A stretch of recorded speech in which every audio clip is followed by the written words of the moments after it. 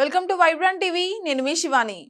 Pan India star Prabhas నటించిన కల్కి 2898 ఏడీ చిత్రం జూన్ 27న ప్రపంచవ్యాప్తంగా రిలీజ్ కాబోతుంది. అమితాబ్ బచ్చన్, కమల్ హాసన్ వంటి లెజెండ్ కీలక పాత్రలో నటించిన ఈ చిత్రం పైన భారీ అంచనాలు ఉన్నాయనే చెప్పాలి. ఇప్పటికే సినిమా ట్రైలర్, ఈవెంట్స్ కి సూపర్ రెస్పాన్స్ అయితే వచ్చింది.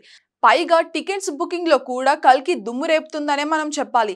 ఇక దీంతో ఖచ్చితంగా ప్రభాస్ రికార్డులు క్రియేట్ చేస్తాడని ఫ్యాన్స్ అందరు కూడా అనుకుంటూ ఉన్నారు. అయితే ఇలాంటి సమయంలో సోషల్ మీడియాలో వైరల్ అవుతున్న ఒక వీడియో డార్లింగ్ ఫ్యాన్స్ ను బాధ పెడుతోంది. అదేంటో ఇప్పుడు చూద్దాం. ఇటీవల ముంబైలో కల్కి ప్రీ రిలీజ్ ఈవెంట్ జరిగిన సంగతి మనకు తెలిసిందే. దీనికి మూవీ టీం అయిన అమితాబ్ బచ్చన్, కమల్ హాసన్, దీపికా పదుకొనే సహా నిర్మాతలు కూడా హాజరయ్యారు. ఇక ఈ ఈవెంట్ లో చాలా ఫన్నీగా, నవ్వుతూ యాక్టివ్ గా కనిపించారు ప్రభాస్. మరి ముఖ్యంగా ప్రభాస్ ను అమితాబ్ బచ్చన్ ఆటపట్టించడం చూసి ఫ్యాన్స్ అందరు కూడా మురిసిపోయారు. అయితే ఈ ఈవెంట్ కి సంబంధించిన ఒక వీడియో ఇప్పుడు సోషల్ మీడియాలో తెగ వైరల్ అవుతుంది.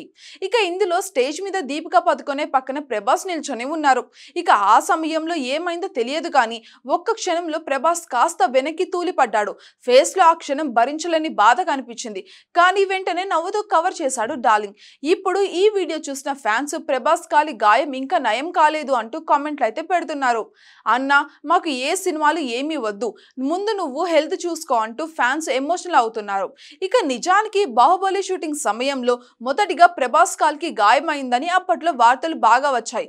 అనంతరం సాహో, సలార్ షూటింగ్ సమయంలో కూడా ఆయన కాలికి గాయమైంది. దీంతో సలార్ షూటింగ్ సమయంలో స్పెయిన్ లో కాలికి సర్జరీ కూడా చేయించుకున్నారు ప్రభాస్.